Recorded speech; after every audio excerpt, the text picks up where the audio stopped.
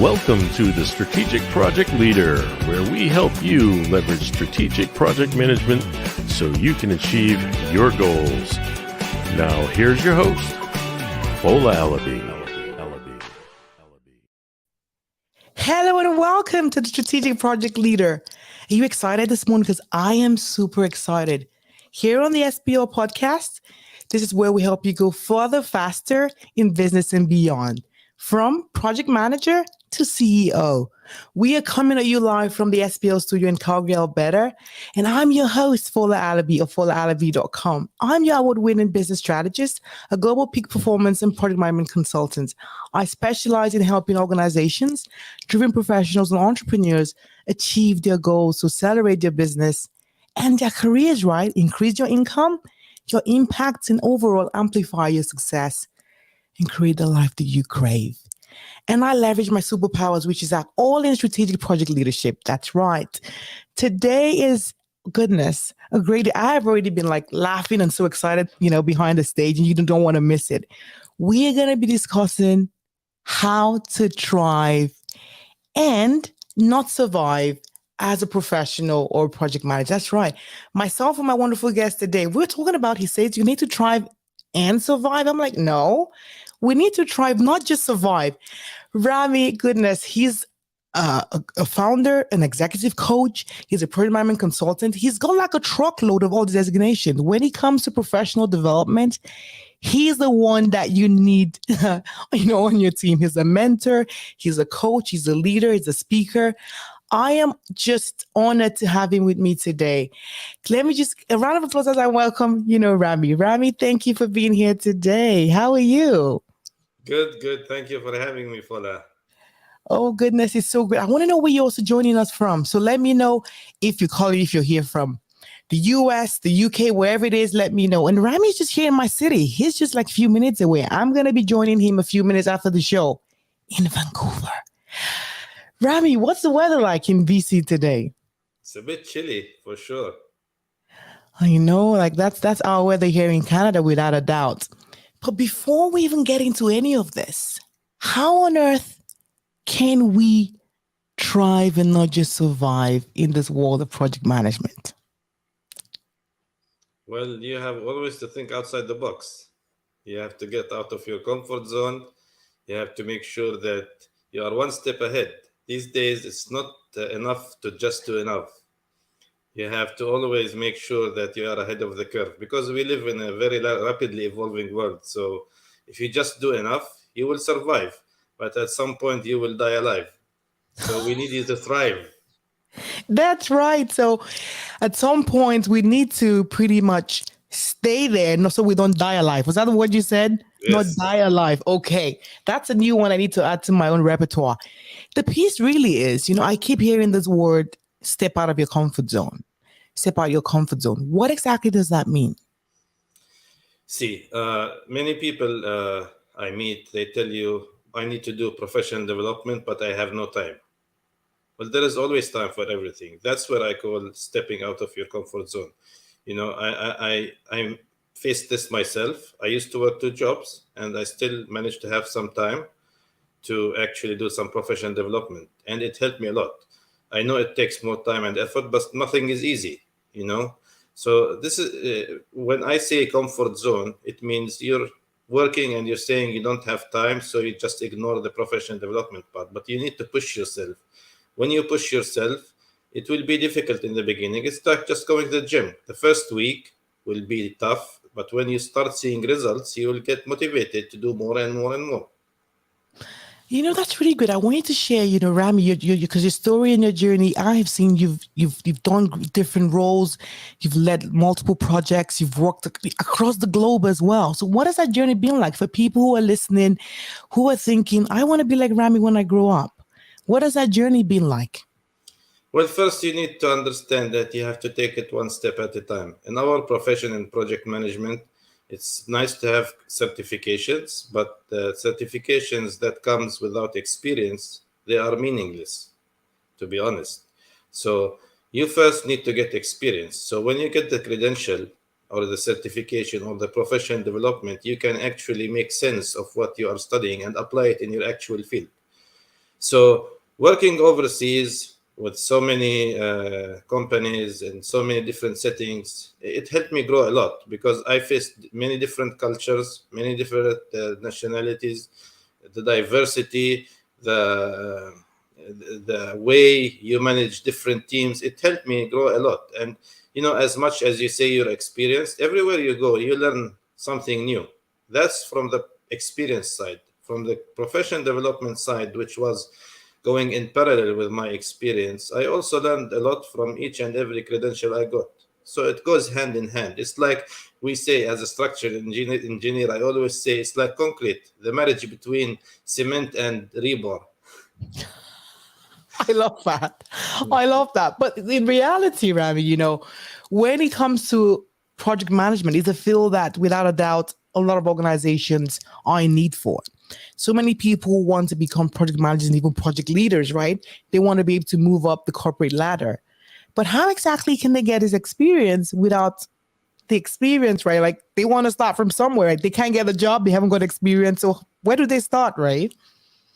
Well, I think everybody can get at a starting point. You just need to know where to look. For example, for new project managers, I always advise them to start looking at, for example, project coordinator role. If they don't have an academic background, like engineering background. If you are an engineer, you can start somewhere in construction projects in design field, then move slowly into the project management. Now, my emphasis on the project coordinator role is because you get hands-on experience in different sides of the project management, from planning to contracts to procurement.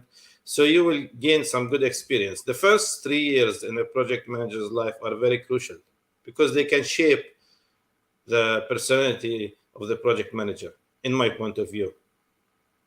That's right. And I want to obviously share, when I look at my own journey as well in the world of project management, we shared this and we said, we've been doing this for about 18 years already as well.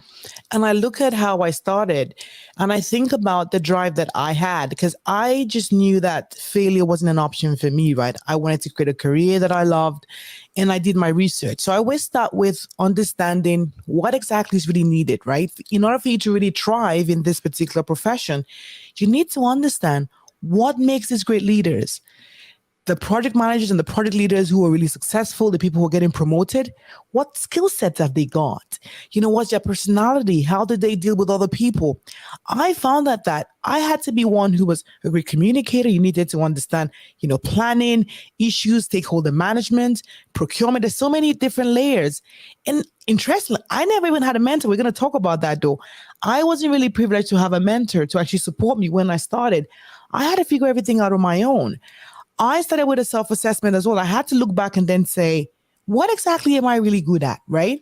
From educational background, for what I've actually done in the past, which of the pieces can I actually really leverage so that I know that is not going to be a fresh start for me?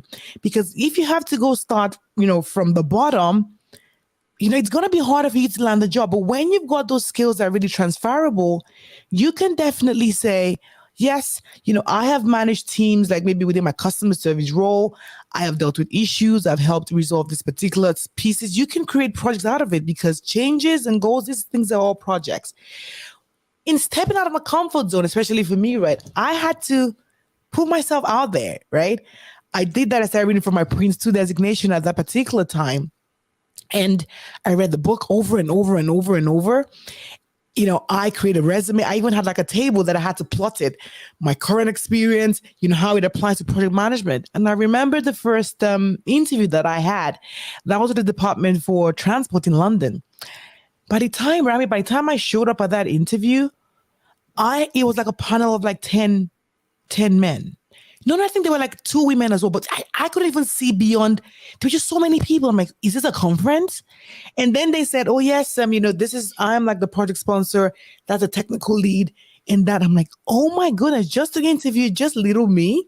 And I just told myself, Fola, it's not even possible. I'm not even getting the job. I put I put my bag down and asked for a glass of water. I'm like, Fola, just enjoy the ride.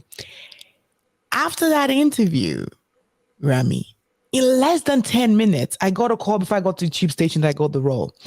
I was the most relaxed, I was, rather than even answering a question, I was asking questions saying, how exactly are you dealing with your transformation, right? How does this relate back to the government policies? I was just there because I had prepared and I had a lot of those transferable skills that I was able to demonstrate. Even when I told them I didn't have my designation at that time, they were like, are you really sure? Because you seem to be like really convincing. Because I did professional development, right? I did a lot of research. I read so much.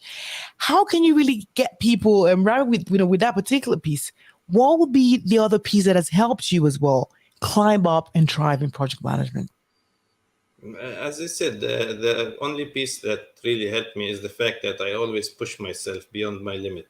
Now, that's good and bad, but when I say beyond the limit, you still have to have a limit beyond that limit. Otherwise, you will, yeah. Really? A limit beyond the limit? Yes. There is when you manage a project, there is always the risk threshold, then there is That's the right. stakeholder threshold. So you need to be at this second threshold. You can't exceed that. Otherwise, you will exhaust yourself. You will reach to the exhaustion level, and it will get to you at some point. It's important to know how much you can push yourself beyond your comfort zone. And that's what I have always done. I've always went one step ahead. I've always been proactive. In our industry, project management, if you are reactive, that's a problem. You always have to be proactive, because it's your proactivity who will boost your career. It's your proactivity who will help you properly manage projects and successfully.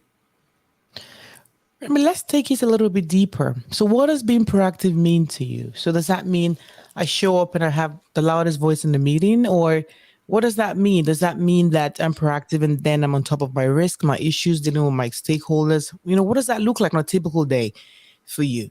So, for example, I'm going to give you a stakeholder engagement example. If something happens on one of your projects, the first thing you need to know that it's important for the client to know that this happened. So this is something you don't want the client to hear somewhere else. You want to maintain their trust and confidence. So you call the client, you tell him this is what happened. It's a matter of how you do prioritize your work on the project. Then you start thinking together with the client how to solve the problem. And they do. And I figured that most of the clients that I've worked with, they enjoy being part of the solution. And this actually proved to be very successful. I worked on mega projects, especially in the Arab Gulf region, and involving the clients early when issues happen. It proved to be a very good technique. And that's one example of being proactive. Communication is one piece that we cannot underestimate, especially communicating proactively, where people, your stakeholders, actually understand what's coming. This is the only one time, because I love surprises, right? I love it when my husband or my team, they buy me stuff or whatever, and I do the same. But when it comes to projects, I don't want surprises, and not even for my stakeholders, right? You need to, be on top of your risk, the issues. When things does actually come up, it's important you actually share that. So that way you can collaboratively communicate and decide on what exactly the solution could actually be. Work it out with your team, give them, different options, and actually get that done. And this piece is one that people actually underestimate, because at times you feel that maybe if I show up and I talk about this issue, there's going to be repercussions, right? You seem to have actually feel as a project manager. But what do you know when you think about the implication of when things absolutely goes wrong? Because really, the full accountability of your project lies with the project manager. When things totally go wrong, you're either going to be fired, or your reputation overall goes down the drain. It's extremely important that we look at communication. Rami has hit the nail on the head. Communicating 7 times 7 different ways until it actually sticks. So when you communicate issues, how can you then take that even deeper to say, this is now an issue? How do you get your stakeholders to buy in to maybe your solution? Because that's another piece, I think, because at times you feel that there is something that's there, where you want them to get to, but getting them to come on board on the train is a little bit difficult. So how have you been able to communicate and convince people that your way or your idea is like the best way to go? If you try to convince them that my idea is the best way to go, you're going to be a loser. That's no win-win situation. You need to make sure that you make the stakeholders feel they are part of the solution. They are not receivers of a solution. Everybody is opinionated, as you know, it's the nature of the human being. So they all would like to weigh in. So what comes with effective communication and transparency is active listening. You need to actually listen to your stakeholders. Then, after you gather all the feedback, you will evaluate, is the solution you're going to suggest to them you think is still in line with what with the best solution, or you got better ideas from the stakeholders? I'm pretty sure most of the stakeholders have the best interest of the project, so they will have good ideas. So first listen. After you communicate, listen before you provide solutions. That's important. No, 100%. The listening part of it, even from the start of your project, right? Because you're gathering requirements. A lot of the time, project managers or project teams are not even understanding what the project's really about, right? What are we looking to do? How does this tie back to organizational strategic goals and objectives? Because at the end of the day, if you're creating a solution that isn't really going to add value to the organization as a whole, it means you're obviously not listening. You need to listen to your stakeholders. You need to ensure that they are the ones that help you get to the end destination. And this actually ties back to, change management, because managing change and helping reduce resistance is when people are part of a solution. I did this in a workshop recently where, we had a game. I kind of already saw the end of it, right? But when you put the cards on the table and people go through the process from start to finish, and they feel that they were part of the end creation of it, you would automatically get buy-in, because that is a key piece that a lot of project managers actually fail to do. And then they have issues. You're like, goodness, there's problem on the project, so this is actually happening. But when you go back to the root cause, you find out that the project managers never got buy-in because the people felt the team were actually doing their own thing on this side, right? Then the stakeholders were actually, it's kind of like two different homes trying to infuse themselves together. How can we then, create that collaborative space, especially for people who are just new in project management, Rami? As I said, you need to be genuine about the way you approach your stakeholders. If they see a disconnect or if they feel you're just trying to get their buy-in, you won't get it, or you will get it short term. But what you want to do is create a long-term trustworthy relationship, because sometimes, as a project manager, you need to make decisions on the spot. So when you have this trust relationship and you have a teamwork and collaboration environment, then when you take such decisions, the client will trust that you did what is in the best interest of the project. Yeah. So it's always important to make the client feel they are part of the team. They are not a different party or a policeman. So I always say, when people say stakeholder management, well, stakeholders do not like to be managed. It's called stakeholder engagement. That's what they like. They like to be engaged, not managed. I would take it a step further and I say stakeholder relationships. Yes, it's about building relationships, because when there is something more, then it's more collaborative, rather than it just being like one person is actually pushing in and say you're just trying to just engage and get information. But when there is a relationship, you can easily say, like Rami is the sponsor. I say, I'm having this issue. Like, how do we work through it? And it always becomes like a win-win situation. So like back to that, we've spoken about stepping out of your comfort zone, stakeholder management. What else are the key things that we need to know for us to really thrive? And you say, and survive? Not just survive, Rami. What are those things? What else do project managers need? As a person, as a professional, you need to always work on your soft skills. Why? Because soft skills are transferable from one industry to another, and they are applicable to almost all industries. So what I want to tell you is, if there is someone who would tell you he can teach you soft skills through a course, I would challenge that, because specifically soft skills, they need to be taught with experience. Your experience will teach you your soft skills, whether it is leadership, whether it's communication, and most importantly, emotional intelligence. It's one of the most important soft skills for a project manager. And this takes so many years for a skilled project manager to acquire this soft skill. So this is another important part that I find that so many project managers ignore it or put it on the shelf, I would say. They concentrate on the technical aspect of the project. But if you look at how we manage projects as project managers, it's technically, I would say, 60% soft skills, if not more, and 40% technical.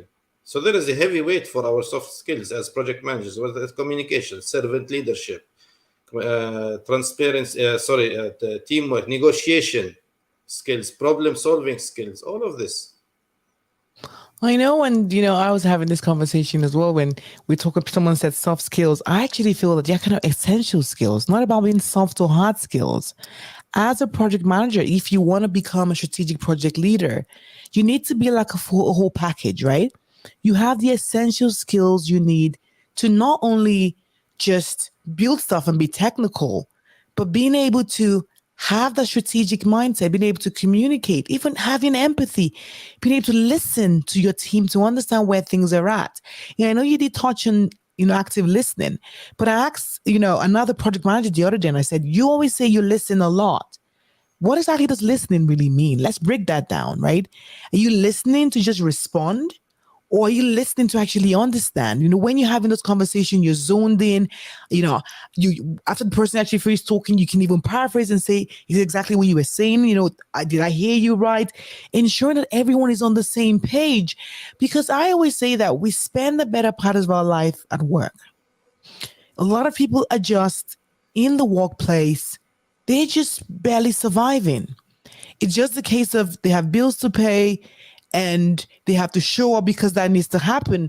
And people say, yes, I don't need to make friends at work. But I'm like, no, you need to shift from that mindset where you build relationships, where you got people who become your friends. I remember like Rami's inviting me over. Now we're going to be having lunch in Vancouver soon. But seriously, the fact is building relationships is what makes life even worth living at the end of the day.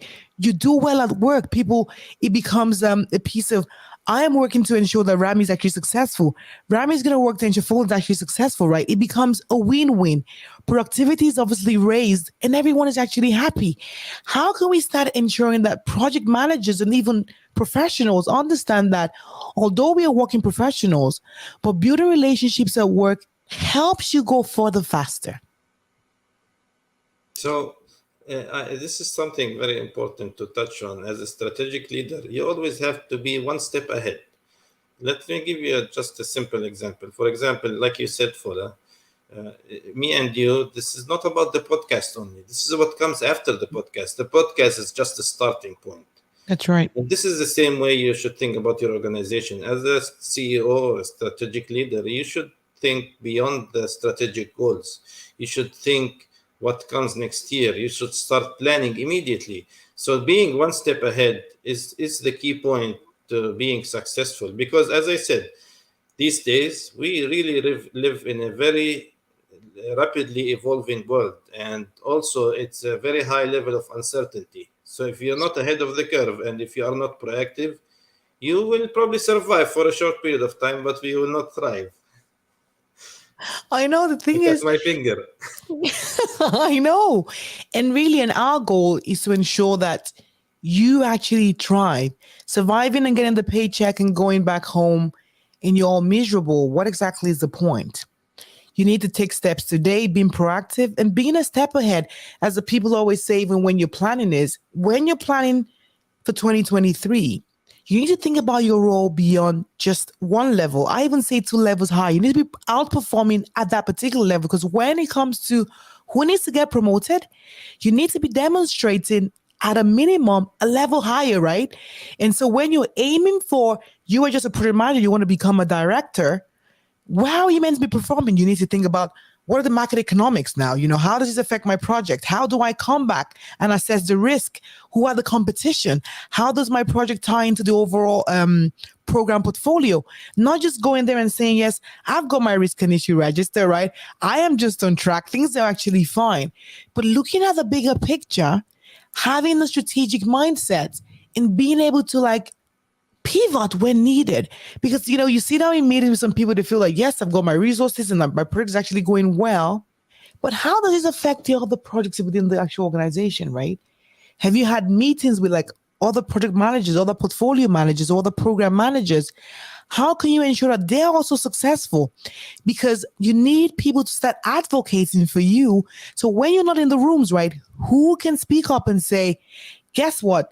Rami is the most awesome project leader. I just want him to be on that project. I want him to lead that initiative. That's what it is. And it's all about the relationships we actually build, even when people are actually not present. So building relationships is one piece I think we should actually touch on, Rami. How have you been able to really build those relationships? Because I see that you've got lots of followers. You've moved across different countries. How have you been able to do that successfully and actually thrive? It takes time. First you need to build your reputation step by step. And I want to comment specifically on one important thing. It's one word you said, it's key. It's pivoting. Let me give you an example. So, for example, many people ask me, why did I get into business analysis? Well, business analysis is very much related to project management. And in some small projects, when client needs me, they are not willing to spend on a project manager and the business analyst. So I do both. This is where you pivot. In other projects, I work hand in hand with business analysts. So this is where you pivot. And, building your reputation, engaging with people, networking is super important. You need to always put time to network. Every Saturday, my first 2 hours, and every Saturday when I wake up, I spend it networking on LinkedIn. And many people ask me, why do you do that? Well, because it's important. It's part of building relationships. It's part of growing your network. You need to, if you think you have a certain number of followers and you have trillion years of experience and that's it, no, you still need to be proactive. You need to still grow your network. You need to put effort. You don't expect just people to reach you. You reach out to people too. If your ego gets in the way, this is where you will stop growing. And, one of my mentors, it was my first mentor, and I can never forget his word. What he once told me, reaching the top is not important. What's important is staying there. That's right. I know. It's one that we obviously cannot overemphasize on. Relationships building, it's one that would help you even beyond your career. Because I have seen cases where, people have met leaders even at work. And when it even comes to businesses and stuff outside the organization, they've been able to partner together. They've been able to create other things outside of that as well. And the question, even for people actually listening, how intentional are you about building those relationships? How intentional are you, about just showing up and being your authentic self? I think that's another piece as well, because at times people feel that, yes, I want to do this. You could be so good at it. I asked a question Rami, when you think about French fries, what restaurant comes to mind for you? Just French fries. French fries? Cactus Club. What Cactus Club? Well, you are really posh. Normally, but I mean, right, when it comes to something, you could be the best at it, because some people could make even better French fries than Cactus Club. Mm-hmm. However, if you're not known for that, who actually cares? It's not about being the best anymore. It's about being the best known. So you could be great at what you do, but if no one actually knows about it, then it's as good as not even being good at it at all. Building relationships, even we talk about LinkedIn, as Rami has said, engaging with people, building those relationships, even the way we actually met, right? It's about those intentional relationships you actually build, and ensuring that it's not about you wanting to just take. You need to be able to give, come into a relationship with your arms open. You want to give, and then that it's definitely going to come back. That piece is actually key. So when you build relationships, you think out of the box. You are proactive. You're communicating right. I'm just building a storyboard now. Mm-hmm. What else kind of brings it all together that keeps you on that escalator, that keeps you like moving higher and higher. Because don't forget, the path and our goal is to ensure that all project management professionals are promotable, right? You start where you are. You could decide that, yes, I want to, even become my own boss, right? I want to start my own business. How can we keep moving on that skill set to ensure that we create the path to C-suite? What else? Well, it's one important thing I will tell you in building relationships and going through this path is don't make it all about business. And what I mean by that is, I have my own business. I work full time. I have my own business. But when sometimes people approach me on LinkedIn for a simple question, I don't just respond to them like I've seen so many in the past respond to me, please book a session. Okay, sometimes I do that because, we are all busy. But for the majority of the time, if it's a simple question, I respond. I communicate with them. I like people to benefit. It's good to make money, but it gives me satisfaction to see the people around me succeed too. So I try my best to strike a balance between having my business and also helping individuals because I'm passionate about this. I have sense of ownership of what I do. Having sense of ownership for what you do is a very important step for you to reach the C-suite level.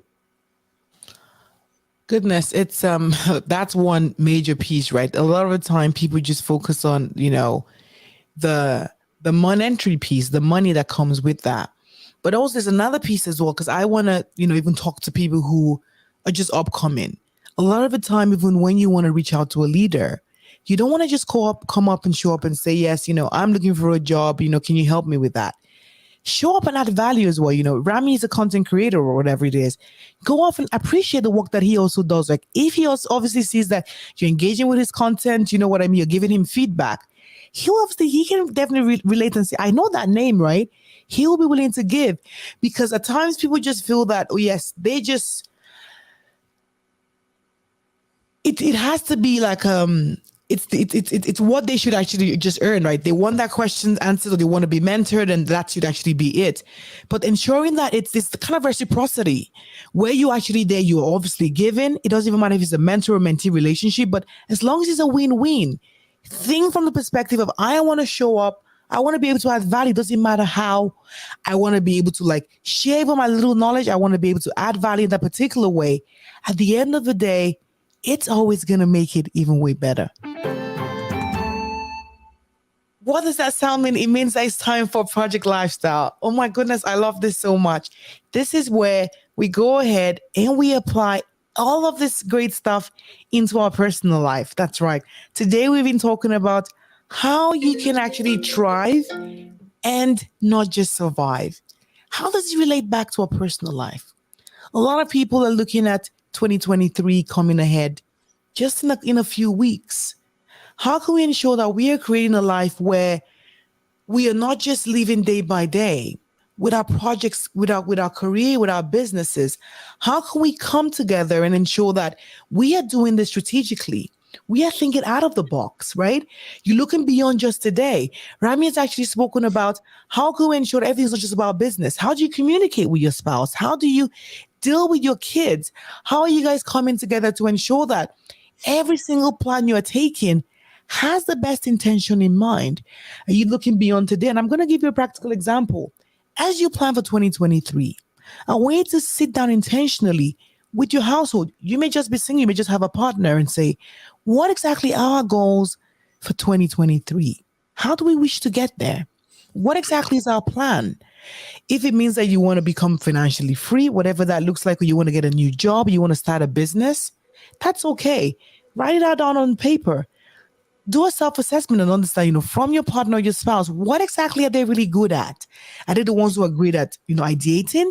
Or are they the ones who are great at execution? Divvy up all the roles and say, let me go do some research. Let me understand what the market is. Let me go, find out what the bank can actually give us for a loan. But I want you to be intentional about collaborating as a unit as you go into 2023. Because I can assure you, 2023 is going to be our best year yet. You need to communicate your values. You need to create a plan. We need to ensure that everything you're doing it together as a unit to ensure you actually get there. Let's take that a step further. How exactly are you going to leverage the other stakeholders that you actually have?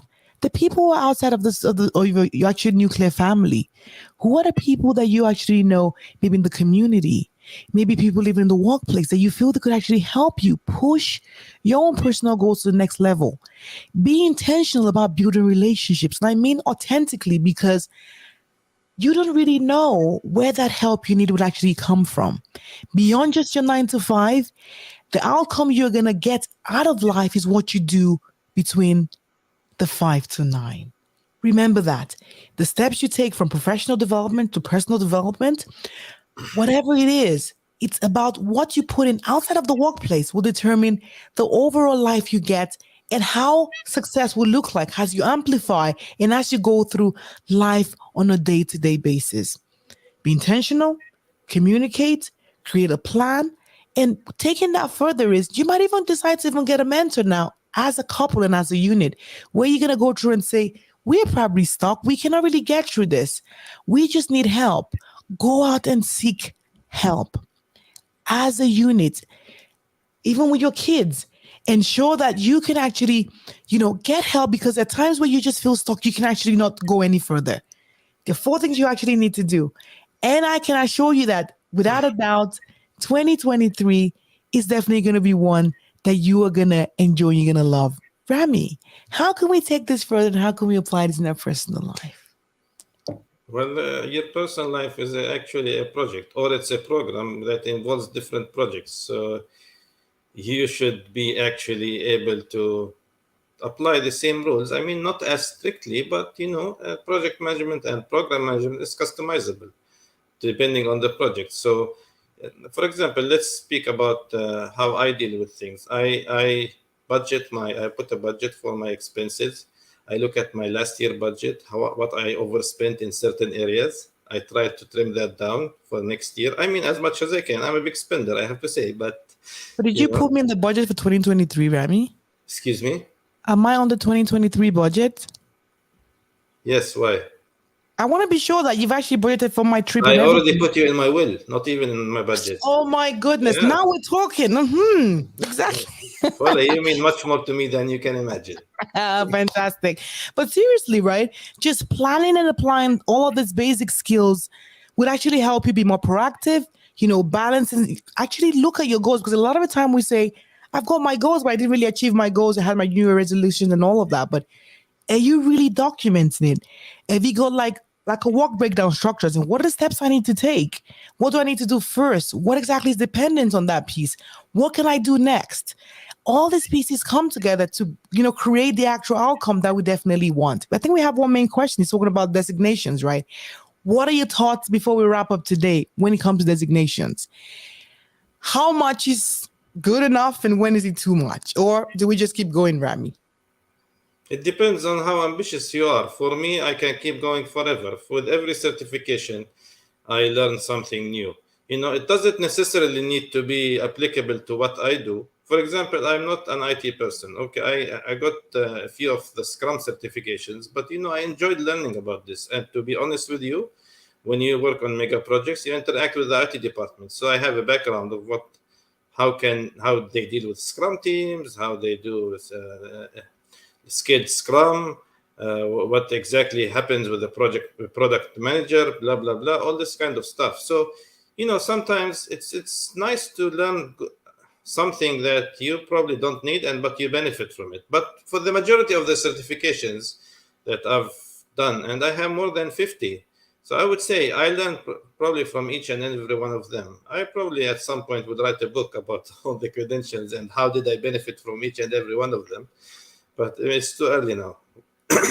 That's right. I just want to say thank you so much. It's definitely been a great show, but I just want to recap. We spoke about communication, listening, active listening.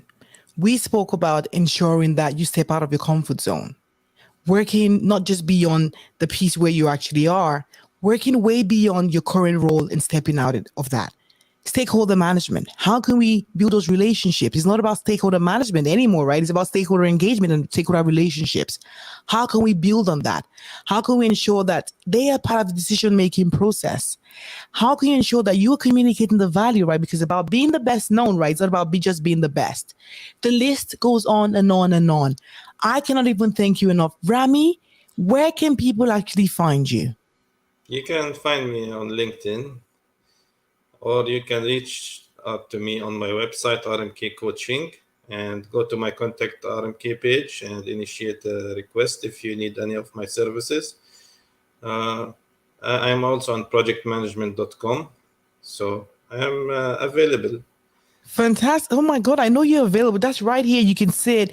You can reach Rami on 𝗯𝗲𝗵𝗃 Coaching is on Instagram, but on his website, you can, if you've got questions or anything, he's always there to get those questions answered. I really cannot just say thank you enough because it's been a great session today. It's been impactful. I want to thank you all, and I hope you found something interesting, valuable as well. But with that, you don't need to keep it to yourself. Tell a friend, share with your colleague, and let us know in the comments as well one key takeaway that you are going to be applying in your career, in your business, or in your life for a chance to be featured in one of our episodes. If you've got any questions, you want to learn more about Strategic Project Leader, training, mentorship, or professional keynotes and workshops, let's continue the conversation on www.strategicprojectleader.com. I want to thank you for listening. Remember, you are your life's project manager. That's right. And you are the most important project you can actually ever work on. Take action today and execute right on your project to create the life that you crave. Set your reminders because next week we're going to be having, another great episode with another great leader who will be sharing some thought-provoking content. You do not want to miss it. Thank you so much once again for listening. Thank you so much, Rami. I appreciate you for being here. Have yourself a good